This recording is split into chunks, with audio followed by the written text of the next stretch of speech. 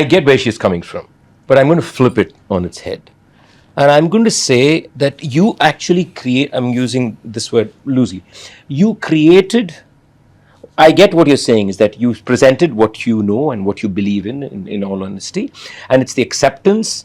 I'm going to say no, it's what you believed in, the honesty and the aesthetic oeuvre that you created, that it was you who passed on that environment to the audience. And through a period of time, you cultivated an audience to listen to this kind of music. And I'm going to put actually the onus on you for what you did, though I get where you're coming from. Because it requires a lot of courage to do that.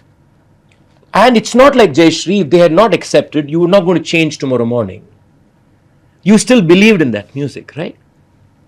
Would you have changed? If I ask you this question, if say the audience had not accepted, would Jayashree be singing differently? I don't know. I take your point, but I really don't know. I think she wouldn't have.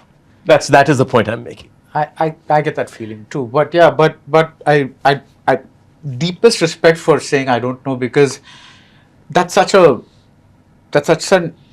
like a very Jayashree answer. I would not expect you to say anything else, because it's a hypothetical thing, and one doesn't really know until you put yourself in that situation what you would do. But I think that's something we underestimate in an artist, which is what I wanted to actually bring out in this. It's not just about Jayashree. Is that an artist is actually is so vulnerable. Yes. It's such a chance. And I'm not saying you're consciously saying I'm taking a chance today. No.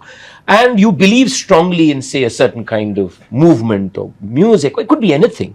And you're putting it out there. In a way, you're just laying it out You're there. vulnerable. Absolutely vulnerable. Anything can happen at that moment.